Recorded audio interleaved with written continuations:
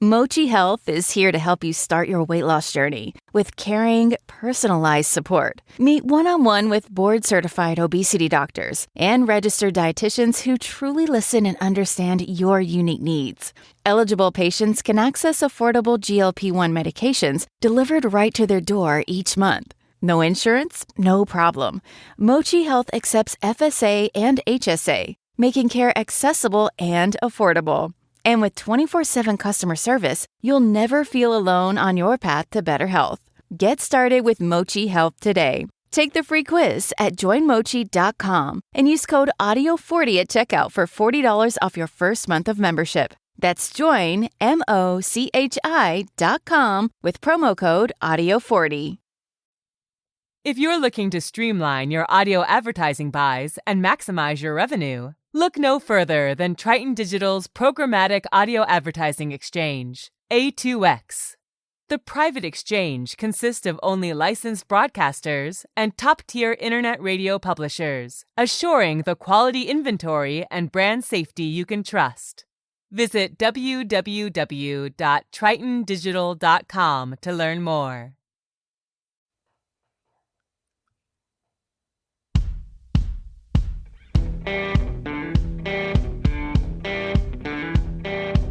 I'm Brett. And I'm Alice. And we are the prosecutors.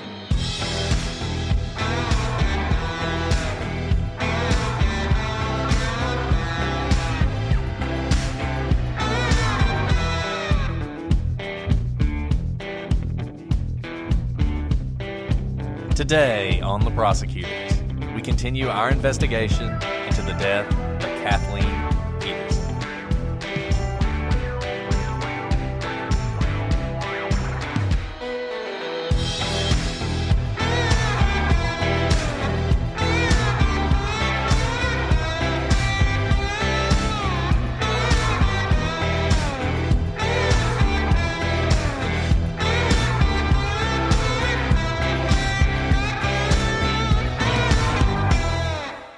Hi, everyone. Welcome to this week's episode. I'm Alice, your host, and I am joined with the wonderful co-host, Brett.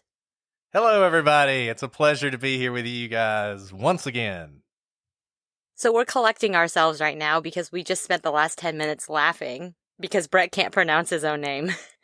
And I personally think this is a ploy for him to make us all call him by his new Twitter name, which is America's Sweetheart. You know, that was a very nice thing that somebody said. I am not forcing everyone to call me that, though I may be America's Sweetheart. I won't deny it.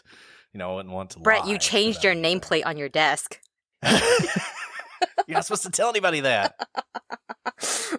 Well, so much for you being anonymous. You know, we're not supposed to be as loopy and crazy today as we were on the last episode because we've actually, gotten some sleep and stuff. But I don't know what's going on. But we really haven't. No, that's true. You never really do. Okay, on the loopy front, let me just say something real quick. My incredibly supportive husband listens to the podcast, but today he had some constructive criticism for us. I haven't even told Brett this. He said, I get so excited to listen to your podcast. That's very sweet of him to say. But, you guys sound so tired. And I was very proud of myself for not lashing out. I said, I am tired. Yeah. I think we do a pretty good job keeping the energy up. I mean, I don't know. Well, let's talk about today. We had, a bajillion witness interviews. I prepped an expert witness, and then I had to file an emergency motion that I wasn't expecting. And I really got kicked in my face at least 3 times by my toddler. And I think my nose is still straight, but I'm just going to bill him for my plastic surgery in a few years. So that's been my day so far. What about you, Brett? And that's just a typical day for us. It is a typical day. And we're not whining or complaining or seeking your sympathy, though. If you want to sympathize with us, that'll be fun as well. I just want you to know, if you're having a hard day and you're sitting down to listen to our podcast, thanks for joining us. We really appreciate it because this is the end of our hard day, and I love doing it. And the best part of our day. And I hope this is chipper enough for you, husband. Exactly. When he hears this episode, he's going to feel bad, and he should. That is my goal. Guilt. I thought in the episode he's talking about, we were just being thoughtful and considerate, not tired. Or I was just sad about very horrible things happening in people's lives. I know. Exactly. Some of this stuff is sad. It can't all be, murder and mayhem. Every now and then it's depressing. So, in any event. Well, guys, we're back for our third episode on the staircase, the murder of Kathleen Peterson and the trial of Michael Peterson. So at this point, we've pretty much gotten you through the facts of this case and the case itself and the trial and how the trial went down and what eventually happened to Michael Peterson. But there's so much more to talk about. There's so much more that's debated about this case online. There's a lot of interesting legal questions we still haven't delved into. So we're going to do that today, and I anticipate we'll probably be doing it tomorrow as well. Strap in for 2 more episodes on the staircase, 2 more including this one. And I thought today we would start off with the timeline in this case, because even though we've gone through the murder, we never really broke it down by the minute. So you guys have an idea of just what all was going on that day in Michael Peterson's life. So we'll start with Friday, December 7th, 2001. So on that afternoon, Kathleen takes the day off from work, and the Petersons go Christmas shopping. Ordinary day, what you'd expect to be happening, with only a couple weeks left before Christmas. That evening, the Petersons attended a party at the North Carolina Independent. The next day, Saturday, was December 8th, 2001. At around 3:30 p.m., and this is something that's learned after the murder, hundreds of files are deleted from Michael Peterson's PC with a disk purging program called Quick Clean. At around 4:41, Michael goes to the gym, works out for a little while, comes home, and around 6 p.m., Michael and Kathleen decide they're going to rent a movie. And the movie they rent at around 7 o'clock is called America's Sweethearts. It's my autobiography. Don't make this about you, Brett. At around 9:45, a young lady named Christine Tomasetti arrives. She is taking Todd Peterson to a party. And so she actually witnesses Kathleen and Michael sharing a bottle of wine. She and Todd hang out at the house for 15-20 minutes, and then they leave for this party. At around 10:40 p.m., someone with the password Atwater logs onto Michael Peterson's PC. Atwater, of course, is Kathleen's maiden name. I think it's her maiden name. I'm not sure if it's her maiden name or her married name from the last. It was her previous name was Kathleen Hunt Atwater, so I think it may have been her married name from her previous marriage. There you go. And that makes sense because Caitlin's last name is Atwater. So in any event, certainly that's Kathleen logging in. I doubt Michael would use Atwater as his password. At 11:08 p.m., so about 30 minutes later, a coworker of Kathleen named Helen Presslinger speaks with her by phone, and at that point, she says she's going to mail Kathleen a file. Kathleen has a meeting the next morning. At around midnight, 11:53 p.m., Presslinger's email arrives. It is never, or at least the email attachment is never opened. At this point, this is all based on sort of what Michael Peterson's saying, so take this with as much salt as you want to take it. Around midnight, the Petersons go down to the pool to drink and talk.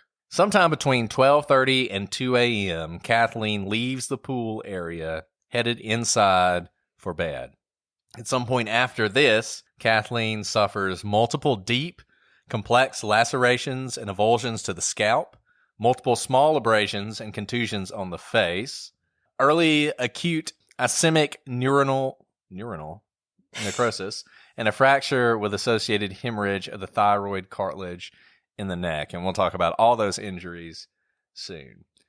At around 2:30 a.m., Peterson leaves the pool area. At 2:41 a.m., Peterson calls 911. At 2:48, so 7 minutes later, paramedics James Rose and Ron Page arrive, followed by Todd Peterson and friends. So Todd Peterson basically gets back from the party, and I believe the young lady he was with is with him and maybe one other person. At this point, obviously, Kathleen Peterson is found dead. Now, one thing to note here, it is my understanding that this is the order of arrival. So you've got these two gentlemen arriving, the paramedics, and that Todd Peterson arrived shortly thereafter. There's always been speculation that Todd or perhaps Clayton would have assisted their father in covering up the murder. I don't know about Clayton and where Clayton was at the time, but I think it's probably difficult for Todd Peterson to have done that. Around 3 a.m., police and detectives begin to arrive and to search the area. By 3:24, they are securing the scene. Now, this is a weird thing that a lot of people point to. Between 4:15 and 5 a.m., Peterson logs onto his office computer and can be heard by others mumbling to himself about email.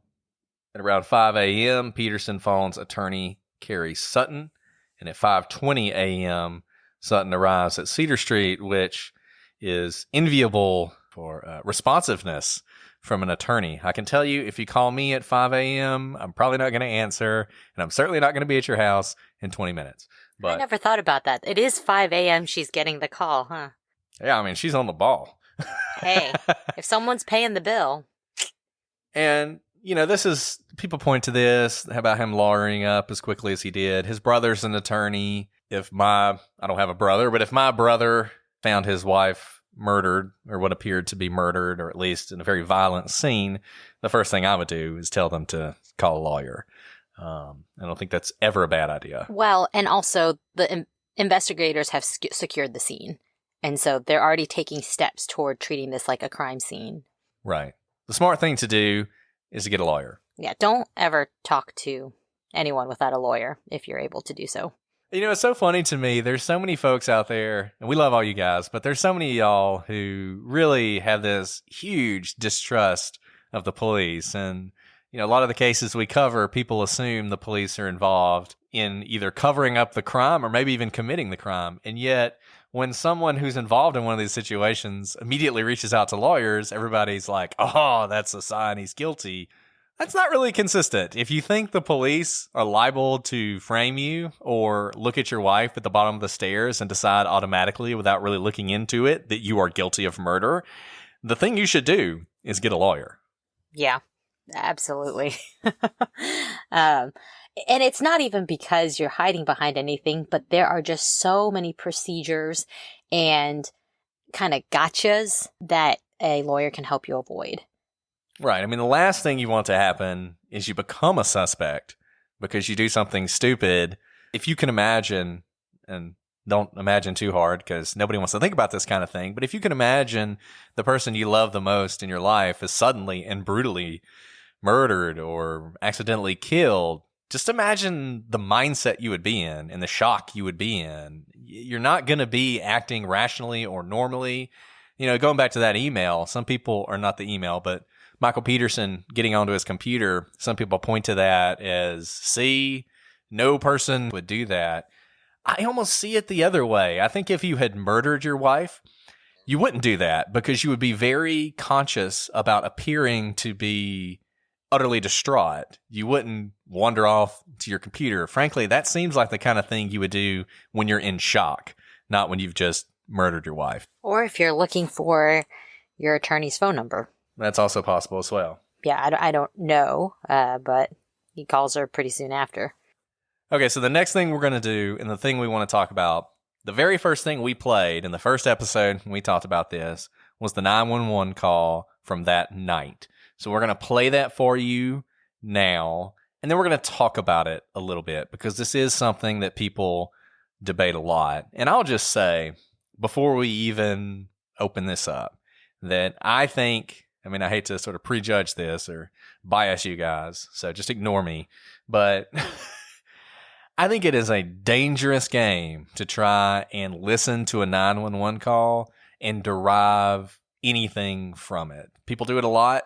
They do it in this case. You know, the Ramsey case is another famous case where people spend a lot of time with the 911 call. But either way, whether they're trying to say it shows guilt or shows innocence, I think it's a dangerous thing. But despite it being dangerous, let's do it anyway. So here we go. Durham 911, where's your emergency? 1810 Cedar Street, please. What's wrong? My wife's had an accident. She's still breathing. What kind of accident? Down on the stairs. She's still breathing. Please come. Is she conscious? What? Is she conscious? No, she's not conscious. Okay. Please. How many stairs did you fall down? Huh? How many stairs? Stairs. How many stairs? Calm down, sir. Calm down. No, 15, 20, I don't know. Please, get somebody here right away, please. Okay, somebody's dispatching the ambulance while I ask you questions. It's in Forest Hills, okay? Please. So you guys just heard the 911 call, and we also played it at the beginning of the first episode. You hear Michael Peterson talking to the 911 dispatch person, and a couple of things to note. He's talking very quickly, and she's trying to ask him questions. That's what 911 dispatchers do. They try to get a sense of the information, and they have to pull it from people who are panicked. And he does sound at least panicked. He's heavy breathing, and he's saying, she's still breathing. And then one other thing to note is at the very end, I think what happens is 911 never hangs up. So the working knowledge is that the call ends because Michael Peterson ends the call. These are some aspects that people point to as being very strange. So there's a lot to cover here. Let's start first with, where do you want to start, Brett? Well, one thing I think is interesting about this is he does exactly what you're supposed to do at the very beginning of this 911 call. He gives the address. It's the very first thing he does.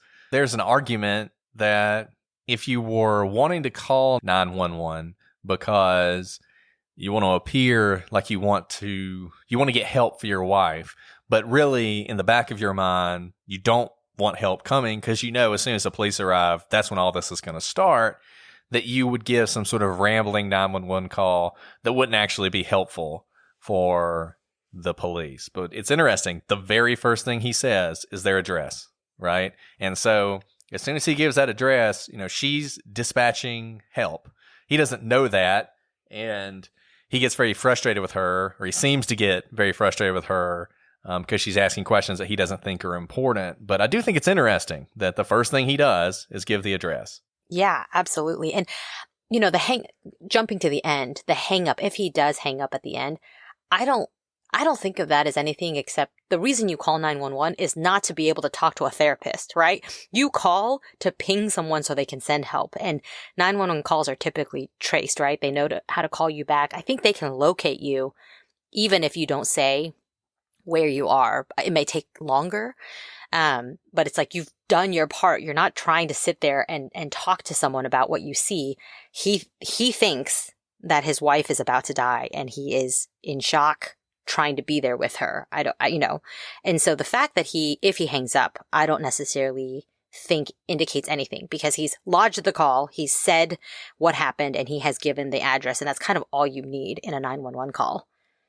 Plus, and I don't want to be too tough on this woman because she's doing, the Lord's work, answering 911 calls, but she's really annoying. Like if I had just called about my wife falling down the stairs and I think she's about to die and I want help and she's asking me how many stairs she fell down, it's like, why are you asking me that? I don't know. What difference does it make? She's laying at the bottom of the stairs and she's bleeding. I need help, So I don't know.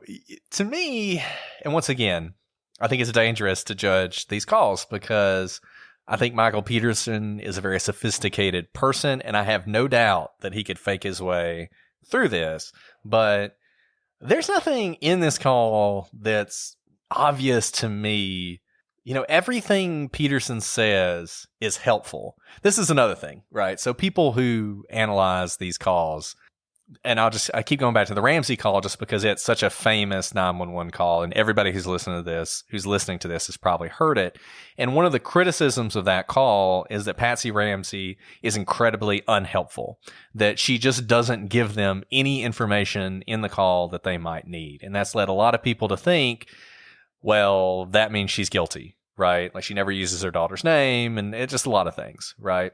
But in this call, The very first thing he says is the address. He then tells the 911 operator exactly what the problem is. His wife has had an accident. She has fallen down the stairs. So that's the nature of the accident.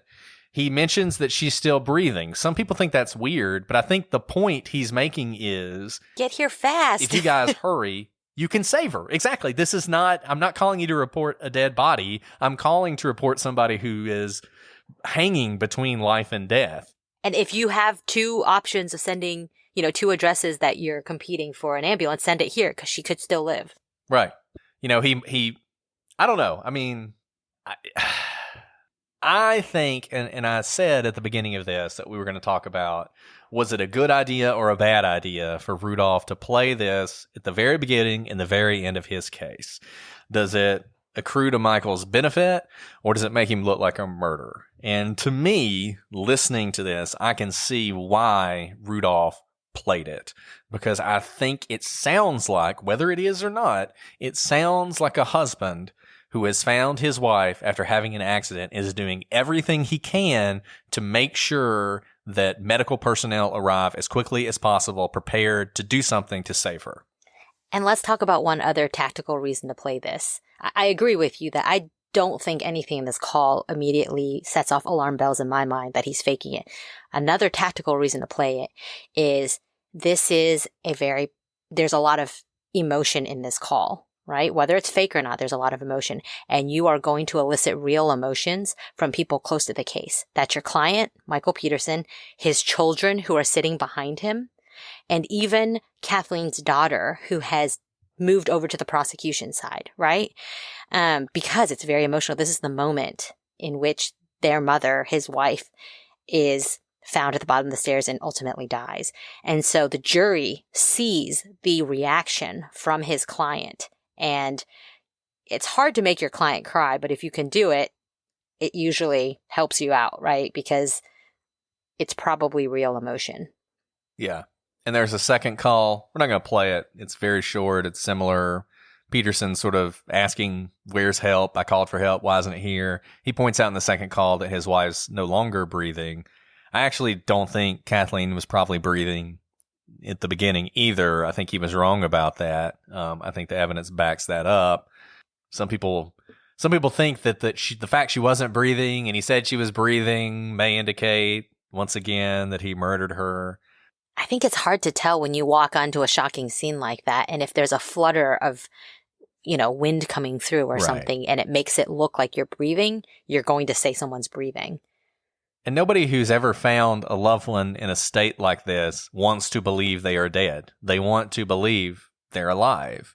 We're going to talk about Elizabeth Ratliff's death, and Michael Peterson was actually in not a very different position, but he was in a position where his friend and Elizabeth Ratliff's babysitter had found her there dead at the bottom of the stairs. And when Michael got there, she was saying she's still alive, she's still warm. And Michael had to say to her, no, sweetheart, she's not alive. She's dead. And it's sort of a similar thing where, you find somebody in that state. It's such a shocking thing. You want to believe they're still alive. You want to believe you can do something to help them. So I don't know. I understand why people take it that way. And maybe it is an example of Michael Peterson trying to cover things up, but I think the psychology of 911 tapes is a rough place to start your, either way, guilty or innocent. I think it's not actually, it's interesting. It's interesting to listen to. It's fun to analyze, but I don't know how useful it actually is. And, let me hop back real quick to that timeline. Let's say that Michael Peterson wanted to murder Kathleen. This is a really, really close timeline in which to do it, because Todd leaves close to 11 or 10:30, let's say, p.m. And I guess the plan was for him to come back and probably to bring friends. If he left with a friend, maybe to come back with friends. And so he probably was going to come home that night. And I don't know about you, but I certainly don't want to expose my children to some grisly murder. If that was my plan, I would try to plan it probably somewhere else, or not where my kids walk into it and be scarred for life. That's just talking as a parent. I wouldn't put a bunch of stock into it, but that's a really tight timeline. And you can tell by the fact that the paramedics arrive basically simultaneously with Todd and his friends. And let me just also say, and I'll just go ahead and put my cards on the table when it comes to this. Whether we'll talk about our theories and whether we think Michael Peterson killed Kathleen or not, there is no way, in my view, that he planned on killing Kathleen Peterson that night. This is not, it might have been premeditated in that he made a split-second decision he was going to kill his wife, and that is premeditated murder. All it takes is right before you do it, you decide, I'm going to kill this person. But sort of the sense in which people normally think about it, like planning the murder, choosing the date, and then committing it, that didn't happen. To the extent the prosecution was trying to push this story of they needed money and he planned this murder, and, you know, he planned to kill her just like he killed Elizabeth Ratliff, pushing her down the stairs or using the stairs or whatever. That didn't happen. I mean, if you look at the timeline, what Alice just said, everything about it, this was not that kind of premeditated murder. If it was a murder, it was a murder that happened in a split second where he either decided I'm going to kill this person, or it was more of a sort of like rage, manslaughter, that kind of thing. There's no way this was premeditated. Yeah, I definitely agree with you there. It's too messy for it to be well premeditated. And that's the problem. And we keep coming back to this. The prosecution, and I get that they won, but the prosecution's theory in this case is so all over the place, right? And I'll save this discussion about Elizabeth Ratliff in a minute when we're going to talk about this and whether that should have been admissible. But the idea that he killed Elizabeth Ratliff using the stairs in some way, and so he decided to do the same thing with Kathleen, it just doesn't make sense. It just doesn't make sense. It only makes sense if you actually do think this is like a long planned out thing, and he decided, well, I killed one person on the staircase, I'm going to kill another person on the staircase. The serial staircase killer that strikes once every 17 years. Right, exactly. It only makes sense if that's what you think happened. If it is just a spur of the moment thing, then the staircase seems to be random. It seems to be that's just how it kind of worked out. And that ties into the Ratliff stuff. And we'll talk about that in a second. Before we get to that, though, we're talking about this issue of whether or not Kathleen was still breathing. Michael says she was on the 911 call. Now, there's a problem with that. And this is something they don't talk about in the documentary, but when the autopsy was performed, we talked about acute ischemic neuronal necrosis. That was really good. I wasn't even trying to help you. Did you like that? Yeah. There's something called red neurons, which is essentially what that is, right? But that's a much easier way to think of it. And they're very rare, but they were found in Kathleen Peterson's brain. What they are typically caused by is a slow death that is the result of blood loss and accompanying oxygen depreciation to the brain. So it's where you can imagine this, right? You're dying, you're bleeding out, your brain is getting less and less blood, it's taking you a while to die. That's what happens is you get these red neurons. Now, the problem is, to the extent we understand the way red neurons work, and you can imagine there hasn't been maybe as much study in this as you would like to think there would be, just because imagine how difficult it would be to study this. Rule of thumb is it takes about 2 hours for these to develop, maybe more. Now, there are things that can affect that, but say it did take 2 hours. If it took 2 hours, that does not line up with Michael Peterson's timeline. What that lines up with is Michael Peterson kills her much earlier in the night, maybe around midnight. And then he's basically trying to figure out, what am I going to do? How am I going to deal with this? Which, once again, strike against long-planned murder. And at some point, he comes to the conclusion, maybe thinking back to Elizabeth Ratliff, I'll make it look like she fell down the stairs. And that's what he does. But because it takes him so long, these red neurons develop. A lot of people put a lot of stock in this. There are reasons to. That's a good piece of evidence. It's a good piece of forensic evidence that you can use in a trial to show that the story the defense is telling you is unlikely or even impossible. The problem with that is you do have Henry Lee, who testified that you can have these neurons develop in as little as 30 minutes, and that there are various factors, including trauma, which you obviously have here, that can influence their development. Another thing, I read some papers on this, another thing that can affect their development is if you have a loss of oxygen and then all of a sudden you start breathing again, right? Like, so you have like depressed oxygen and then maybe, CPR, or just for whatever reason, you recover a little bit and you're breathing more than you were before. Apparently that can cause these red neurons to develop fairly quickly. So it's not as cut and dry as some people want you to think. I do think ordinarily it is the case that it takes about 2 hours for these to develop. So that is a point in the prosecution's column, but it's not a slam dunk. It doesn't mean it's impossible for what Michael Peterson said happened to have happened. If Henry Lee is right, then it fits perfectly with Michael Peterson's timeline. Brett, that was fascinating. And as you were talking, I was thinking about, you reminded me after a very long, hard day, why I really do love being an attorney. We get to kind of learn other trades and become the expert when our case requires it, right? Like one day I get to become a doctor, another day I get to become a pharmacist or a banker. And what you just did, by the way, for everybody, is exactly what we do when we cross an expert.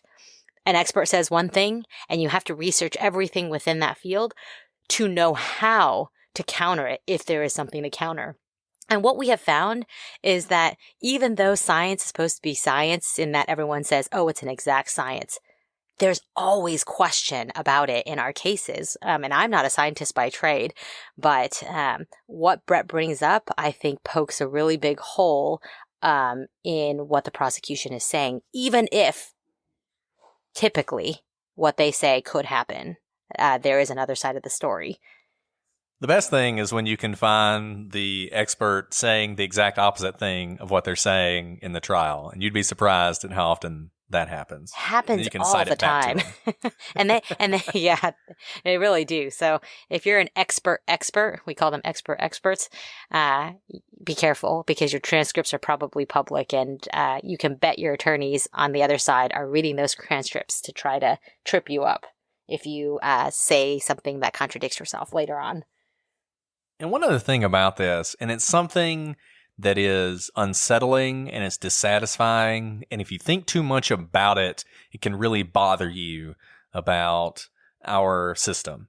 So, we have criminal justice, it's very important, and we have beyond a reasonable doubt, and we want to make sure that we're putting the right people in jail. But we also want to make sure that murderers are off the street, and there's sort of this balance. And you see a lot of that in forensics, because the fact of the matter is every person is different. And we can have these sort of guidelines and rules of thumb about the way the body works and about what will happen in this circumstance and what this means and what that means. But different people are different. And to a certain extent, there is a real weakness in forensic science when it comes to things like rigor mortis. I mean, we see that more and more about when does rigor mortis set and when does it release, and how much can you really know about when someone was killed based on stomach contents and digestive system. I mean, there are so many of these issues, and a lot of you guys are well versed in this because you know about wrongful convictions and you've seen how this evidence can go the wrong way. And I would just caution you to think about that and think about those things in these cases that are controversial, because I think there's a real confirmation bias problem where you see a case like Michael Peterson, and Michael Peterson is not sympathetic. Like, I don't find Michael Peterson to be particularly sympathetic. He's not sympathetic in the way a lot of people are who are involved in these Innocence Project style cases.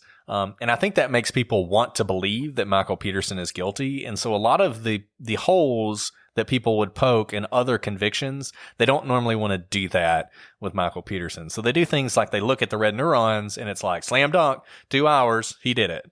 And I don't think you can do that. And let's talk about another unusual aspect. The blow poke. It was absolutely missing. It was missing. And the prosecution waved their similar blow poke around saying the blow poke is probably the murder weapon and it's missing. And then wham! They find it. The defense finds it. I do not understand how in the world the defense or someone didn't find this blow poke for the trial. I know that the investigators actually did find it at the very beginning, but how did it sit in the garage unnoticed when this is what the prosecution puts their stock in? So I don't understand how you don't find the blow poke, and it is kind of sitting, it's not like it's hidden away. It's just leaning against a wall in a corner of the garage, and the garage is kind of like, it seems like a basement. It's like a dugout. So it's dark there, but it's not hidden under, say, a pile of sticks or anything. And they even talk about how much they looked. They looked all over that house a dozen times. They scoured the house. And, the daughter, one of the daughters is watching hours and hours of home videos to try and see what year she finds the blow poke missing in the home videos. And somehow they're all living in this house because Michael Peterson is not in jail during trial. He is at home with his family and his brothers and attorneys. They're like using his house as the war room for trial prep, and no one finds this. And then here's even more mind-boggling than people not finding the blow poke in time for the start of the trial. How in the world, once the defense finds the blow poke, does the government still win their case? That I don't get at all. Yeah, I don't either. And I know we talked about Dwayne Deaver and how convincing he was, and I know he was convincing, but man, you say I would this consider is the murder dismissing weapon? my case if that happened, like in the middle of trial. Yeah. I'd be like, crud. It's like that My Cousin Vinny moment, where they realize that the differential on the cars is different, and so it couldn't have been their car, whatever. It's a similar type of thing. And look, it's important, right? It's not just, they had a theory, it was the blow poke, and it wasn't the blow poke. There's a reason they picked the blow poke, because this is a weird death. They needed a really specific Exactly. murder weapon. Exactly. All the things, look, what's the most likely thing that happens here? You get in a fight and you're going to murder your wife and you're at the bottom of the stairs and you're on top of her. You just slam her head into the steps, right? I mean, that would be the thing you would do if you're thinking about this. Like, how did she get that damage? He's murdering her or whatever. But the problem is there are no fractures and there's no brain damage and there's no swelling and there's no hemorrhaging. There's none of the things that you would expect. There's no indication, honestly, she was beat in the head. It's like someone just sliced her head, which is really bizarre. Exactly. That's what it's like. It's the weirdest thing. And Rudolph does a really good job at the trial of pointing this out. Like, he gets every single death by beating in the last, 20 years or whatever, and every single one of them involves a skull fracture. So you have to have a weapon like this. It couldn't have been that Michael Peterson, he's coming up from the pool and he grabs a piece of firewood and beats her with it. It can't be that, because that would have caused, and once again, you're trying to kill someone. You're trying to murder your wife. This is not an accident. You're not going to lightly tap her on the head. You're going to beat her as hard as you can. And Michael Peterson, you can see in the documentary, this is a buff guy. I mean, this is a guy who works out all the time, probably to pick up dudes at the gym, but still, he's working out all the time, right? Like, he could do some damage. And so you need that kind of weapon, hollow, able to inflict those wounds, but not do more damage. And yet, the one thing they picked, and the only thing they could figure out, the only thing that fit that bill that was missing, it's not it. And that's why, if you watch the documentary, Rudolph says, it's going to be all about the blow poke. That's what he focused on. And how that's not reasonable doubt, I don't know. I thought for sure when they pulled out that blow poke that it was over. That he was. I thought it was over too. He was going to for sure be acquitted, or the defense or the prosecution would just say, "Never mind." Like, oops. Never mind. Got the wrong person. So sorry about that. And the craziest, this case is so crazy. The craziest thing about the blowpoke, in my view, is, and you don't know this just watching the documentary, but the situation in which it's introduced. So they find that blowpoke at the house and they call Judge Hudson. So Orlando Hudson comes out to the house. They have an ex parte meeting. An ex parte means it's one party and the judge. It's very rare. It's only in certain circumstances. Usually you can't do that. Usually you need both parties there. But in certain circumstances you can. So they found this piece of evidence and essentially they want the judge. Honestly, I think this is weird. They want the judge to be there to witness it where it was found. Why? I mean, is the judge now a witness or something? I'm not even sure why this went the way it did. That is a really bizarre thing. I wouldn't come out if I were the judge. Yeah, I'd be like, no, you take a picture, whatever, right? Introduce it later. Like, I'm not going to come out there. I'm not going to make myself a witness, right? Because the question of whether or not that blowpoke was there and had been there is a material question, right? And now you've got the judge out there so he can testify to the fact it's there. But in any event, he comes out, he sees it, and he tells the defense, okay, collect this, and if you guys want to introduce it into evidence, make a motion, right? So that day, Rudolph, he's still not exactly sure, or this is the story he tells, he's still not exactly sure if he's going to use it or if he's not going to use it. And it's almost that moment in the O.J. Simpson case where Christopher Darden decides to make O.J. put the glove on, and that was something they weren't going to do, and he just made a split-second decision. He was going to make him try on the glove, and it blew up in his face. Well, this is kind of the opposite. He apparently makes the split-second decision. When he calls the police officer to the stand, he doesn't know why he's being called. The prosecution does not know that he has found this blowpoke. This is completely improper. You're never supposed to do that. Not the defense, not the prosecution. This is not Perry Mason. It's not Matlock. If you have evidence, the defense has a discovery obligation with the prosecution. We talked about the prosecution's obligation. The defense has one too. It also is supposed to share evidence. Here's the reason, guys. Because trial is not supposed to have Perry Mason moments. You're not supposed to shock people at trial because the whole system is trying to avoid trial. So that's why you don't have these surprises. You're not trying to have an unfair fight on either side. Right. You want to know what actually happened, right? Like, this is actually supposed to be about finding truth. So not about a show or a circus. But they don't tell him.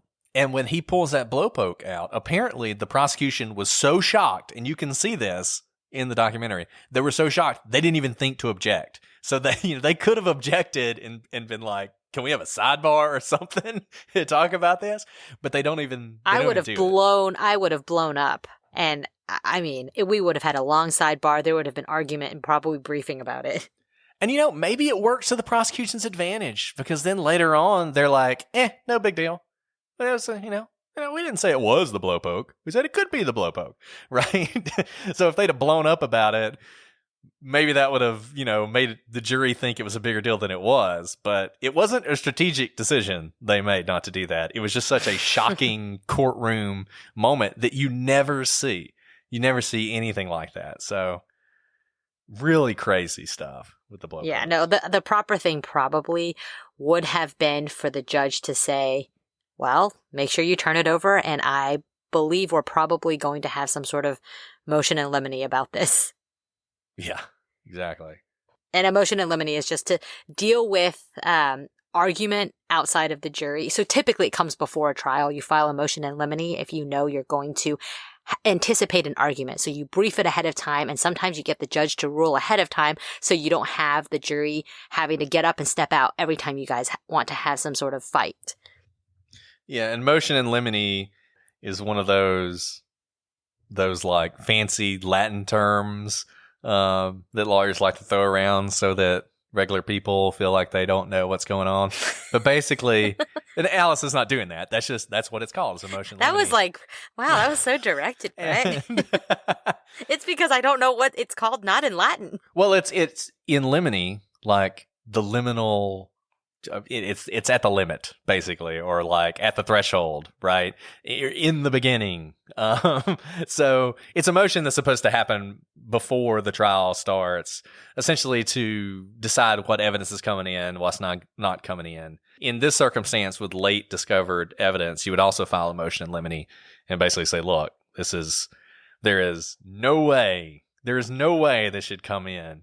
Now, I think it would have come in no matter what. There at least should have been some discussion and some preparation. And that officer who got called up to the stand... There definitely should not have been surprised. should have known what he was testifying about. Yeah, the whole thing is crazy. So, quick question, Brett. Let's start with the first one. If you are a detective and you show up at the scene that night and you relay this to a prosecutor, you as a prosecutor, do you bring this as a murder charge? Do you even prosecute this? So we're not talking about all the discovery. You haven't done all of this discovery yet. So you're saying you have limited discovery, right? It's the first few days. That's when a lot of pressure, especially on local DAs, is to bring a charge, right? They typically don't want you to wait a very long time for something this gruesome, this public, even though we typically like to investigate our cases so that we're ready to go to trial. But we know that local DAs often are given a lot of pressure when there has been something high profile like this. So let's say you have some discovery, right? You understand the story, you know what the scene looks like, you have some potential motives, whatever. I think I would certainly begin. I would too, Brett. I really would. The prosecution, because you have a situation where the wife's dead, the husband's the one who found her. Husbands are always going to be your chief suspect. There's a ton of blood. The scene is messy. And then sort of the more you learn, there's plenty there to bring the prosecution. You find out he's having an affair. You do the autopsy and you see the unusual wounds. Now, I guess the tougher question for me is when you go to trial. When you get the autopsy back, you don't have a murder weapon, right? And you can find no proof that a murder weapon was disposed of. You get the autopsy back, and even though you want this to be blunt force trauma, it's not. This woman essentially bled to death. Then, I think you start wondering whether or not the problem I have with this case, particularly with Dwayne Deaver screwing things up as badly he did. And let's just talk about that for a second. We talked about this some last time about Dwayne Deaver, but one point we didn't make that I think is worth making.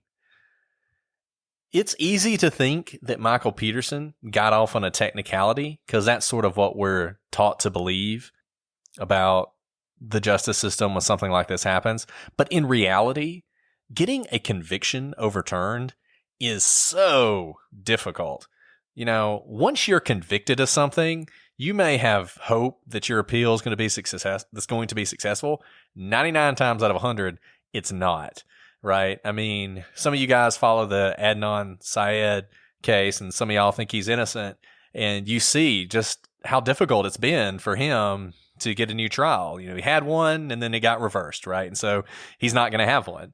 It is really hard, and it is a testament to just how bad and just how prejudicial that evidence was that conviction was overturned. Because normally, no matter what errors you make, the conviction is going to stand because of all the other evidence, right? We call it harmless error. So even if you have an error, if it's harmless because of the weight of the evidence, it's not overturned. And if you look at the appellate decisions in this case, you had basically three things that came up. The search warrant was invalid, and so a lot of the stuff that was recovered from the search shouldn't have been. The Elizabeth Ratliff stuff, and the completely improper closing argument by the prosecution. And the appellate court found the closing argument and the search warrants to be error. Those things shouldn't have happened. They actually did not find error in the Ratliff thing, which surprises me, but we'll talk about that.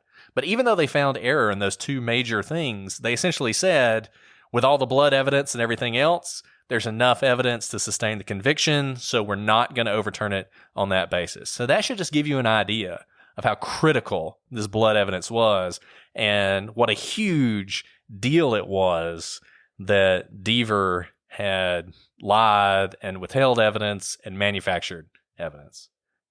So in Aphrodite Jones's book, A Perfect Husband, It's reported that the police were actually able to determine what Peterson had deleted from his computer. Remember, we said the day before Kathleen's death, a bunch of files were deleted. So they discovered that 216 files from his computer were deleted the day before Kathleen died. And he also deleted 352 files 2 days following her death.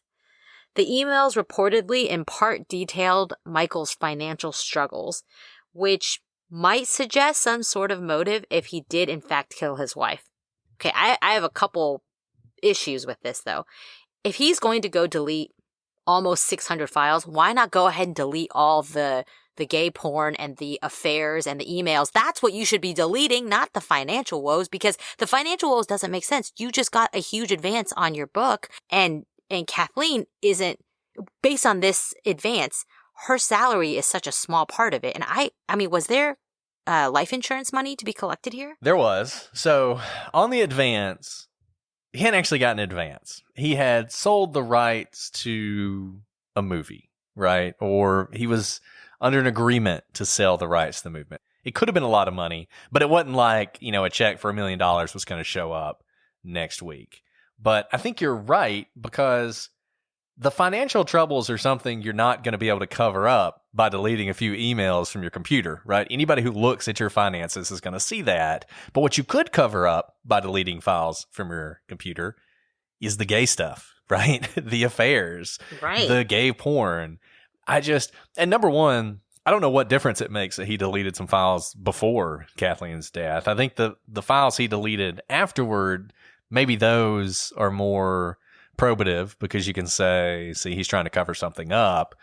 I don't know. I don't know about this. It doesn't, some people point to this. Like I said, I read this book, A Perfect Husband by Aphrodite Jones, and she certainly thought it was significant. It's certainly something I think you use if you're the prosecution. You point to it. You say, look, what's he trying to hide 2 days after his wife's dead?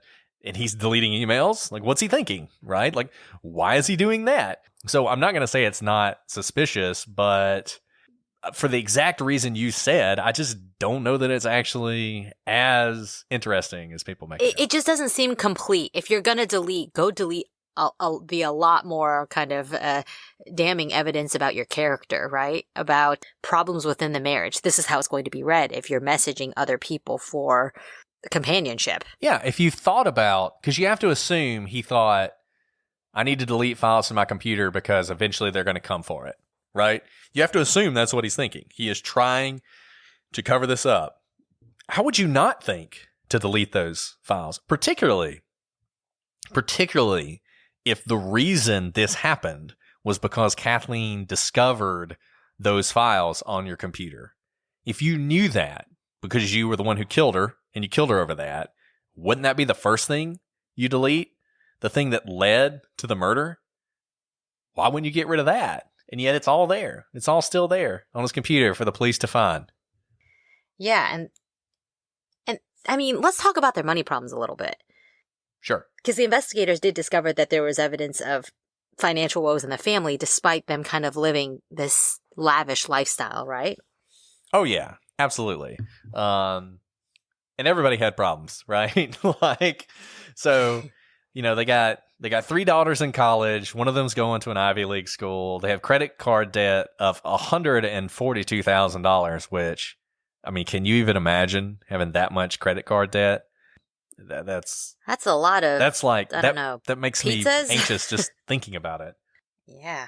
And I know. Look, we say that. And I'm sure there's a lot of folks out there who have a lot of credit card debt because that's the way a lot of people get by. But usually, it's not when you're living in a mansion. If you're living in a mansion, maybe you should have a little bit more responsibility with how you spend your money.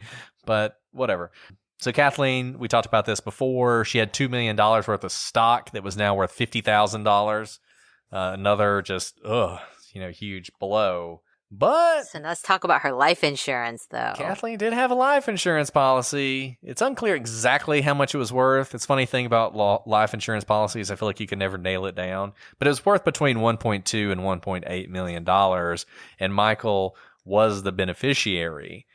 And look, Michael knew they were having trouble. I mean, he had, a few days before his wife died, he had actually emailed his first wife in Germany to talk to her about how their sons, Clayton and Todd, were also carrying these huge credit card debts and having to make these huge monthly interest payments, and had actually asked Patricia Peterson, that was Michael's first wife, to consider taking out a home equity loan to help pay their son's debts off.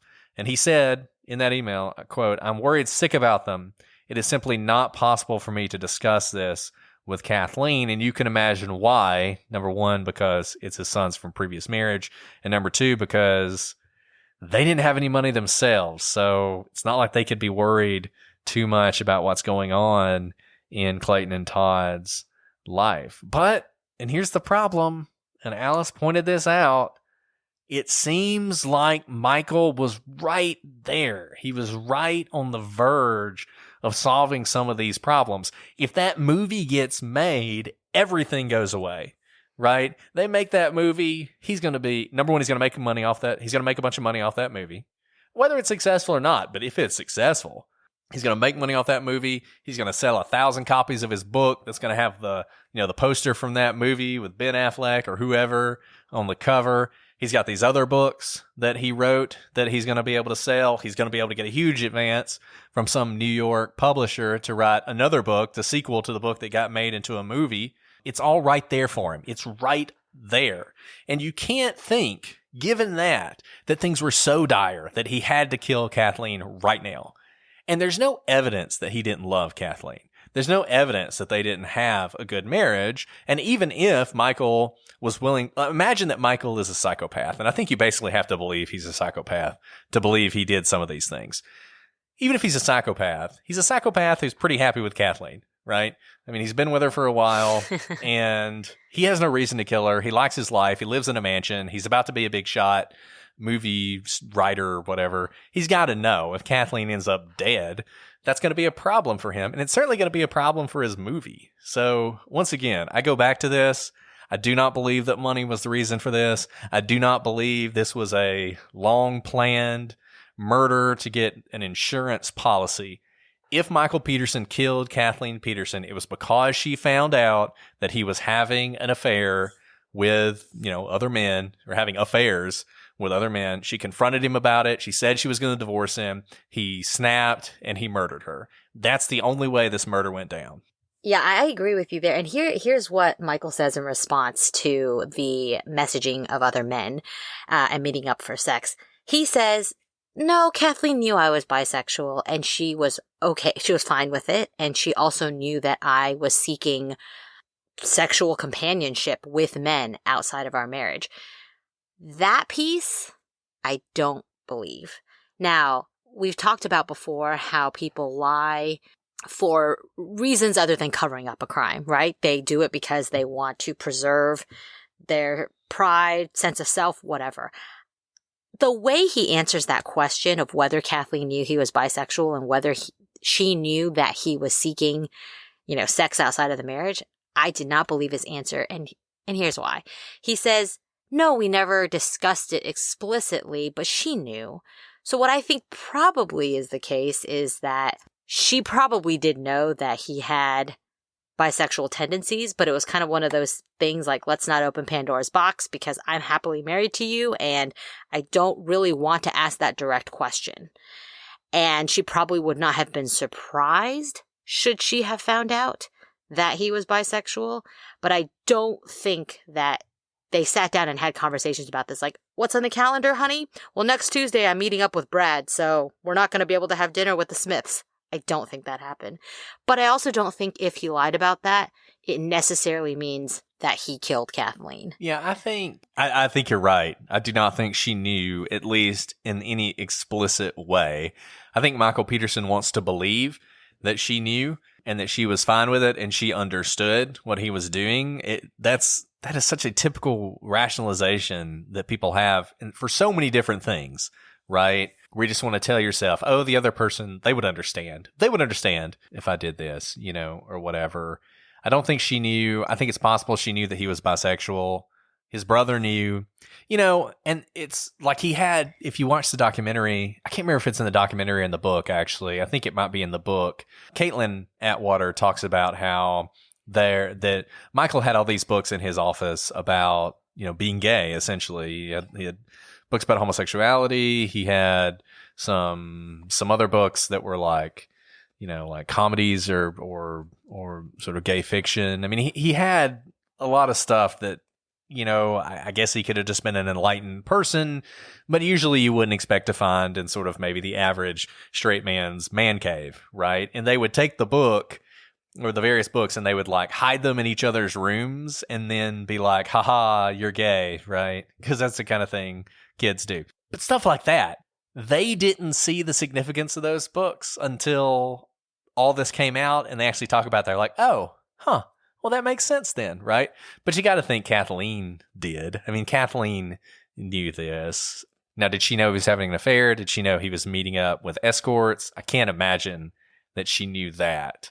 I don't know. It's a mystery. It is a mystery, and I don't think there's an answer to it. And I don't think there's any way to know. I think what Candace Zapparini and we'll talk about. And next time, actually, sort of the appropriateness of some of the stuff the prosecution did with this. But I think the things that they said about how she never would have accepted this and she never would have been fine with this is way over the line and not accurate. I think it's impossible for anyone, even someone's sister, to know what another person is willing to accept from someone that they love. And you see that all the time, from things like this to substance abuse, to someone being abusive, physically abusive. You just see it all the time. And so I don't think it's one of those things where you can definitively say that if Kathleen knew this, it would be the end of their marriage. Yeah, I agree with that. It's very hard to say how she would have reacted.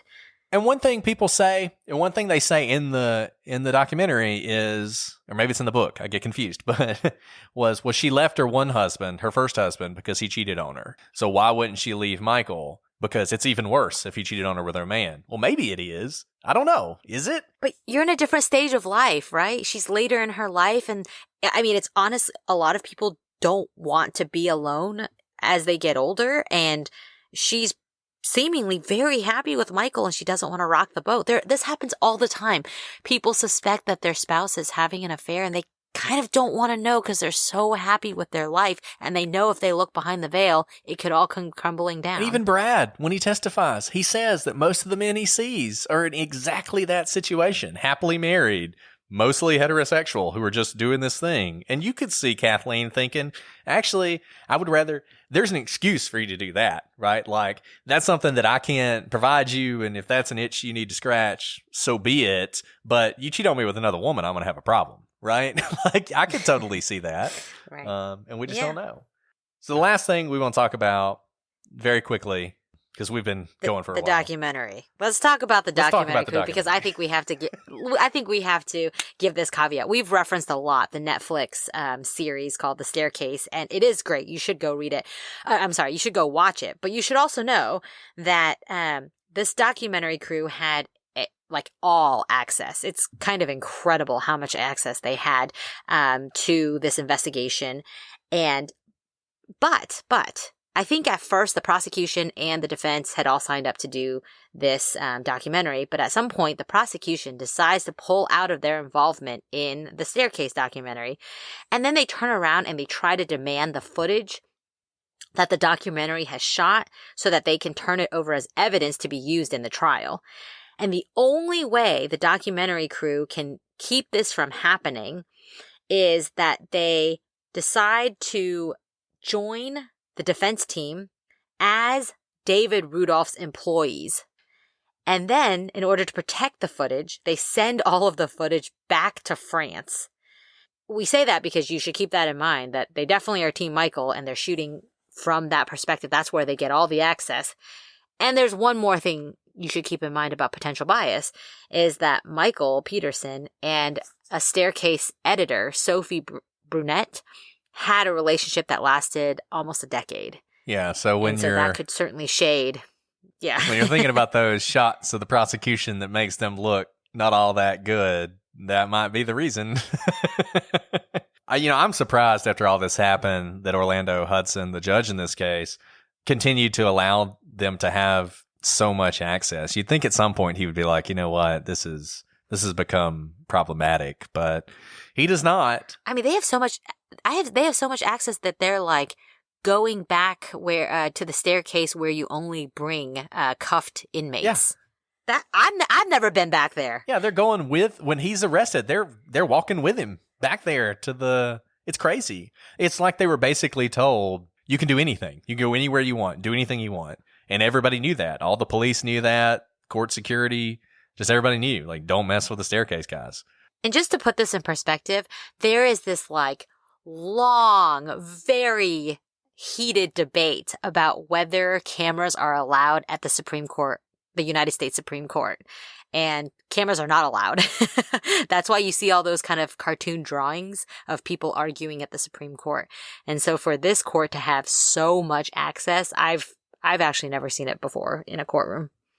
Yeah, it's wild. It's completely wild. And there's a lot of criticism of the documentary. We've relied on it a lot, but yeah, you definitely should remember that. This is not an unbiased view. It's a good documentary. It's a great thing. It's a great watch. Very well done, but not unbiased. I can't believe how many people they got to talk. I can't believe they got the judge to admit that he made wrong rulings at the end of the documentary. I was like, what? I rewinded it to listen to it. I was like, did he just say that he was wrong in letting in the Ratliff information and also the gay porn information? I mean, he basically said that he would find him not guilty if he were a juror. He did. He said there was reasonable doubt. He absolutely said that. I was like, what? It's a remarkable thing. No, this whole case is remarkable, and there's so many things about it that are remarkable, and that's why we spent so much time on this case. And I hope you guys aren't bored to death with us as we go through all this. But there's just so much stuff to talk about, and so many fascinating angles to cover. We've been with you for a while today. We know you guys, you got to get to work and stuff. You can't just sit in your car and listen to us all day. Unfortunately, I wish you could. We talked a lot. We've talked about a lot of stuff. We've said some stuff that is controversial. We said some stuff. We probably made some mistakes, or we've left out some stuff that you're going to think is important. As always, we want to hear from you. We pride ourselves on responding to you guys as much as possible on Twitter and Facebook and Instagram. You can hit us up at prosecutorspod. We have a website, prosecutorspodcast.com. You can email us, prosecutorspod@gmail.com. And let us know what you think. Send us your thoughts. Send us any evidence we've missed. And, get ready for tomorrow because we got more. We got a whole another show. I think tomorrow we'll wrap it up. And maybe, who knows? We may figure out who did this before the day is finished. But until then, it never gets not funny. Sorry. I know it doesn't. I'm sorry. Please. Some of you are like, "What in the world are y'all talking about?" But you'll know. Who can say? Yes, who can say? Who can say? In any event, we will see you guys tomorrow. But until then, I'm Brett, and I'm Alice, and we are the Prosecutors.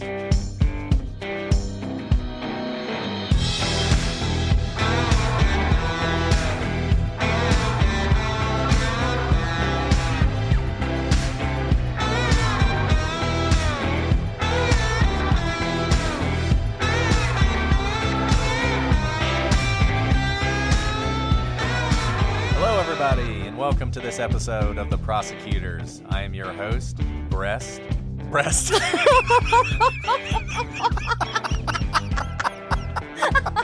Okay, I just broke the microphone.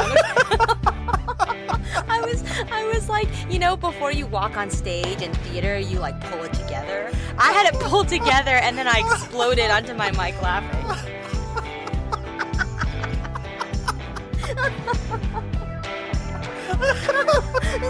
Should we just call it quits for today now? Oh my god. We should just release that. You need to be... You're demoted. You don't get to say your name anymore. I get to say your name now. Did you say that just because you wanted to introduce yourself as America's sweetheart?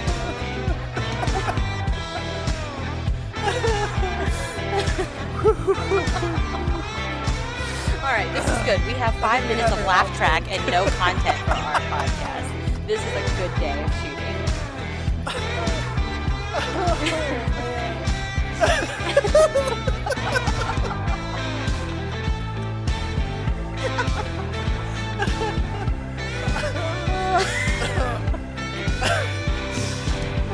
Okay, this is a great day. Are you still laughing? How many times do you think you've said your name in your life? Oh my gosh! Are you hyperventilating?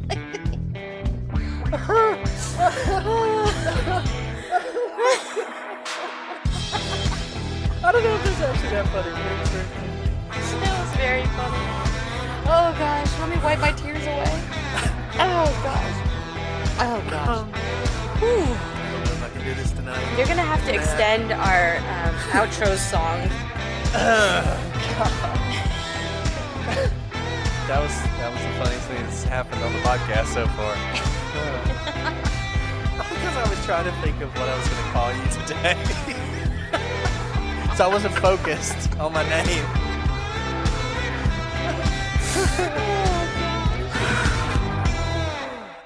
Maybe you should do the introduction today.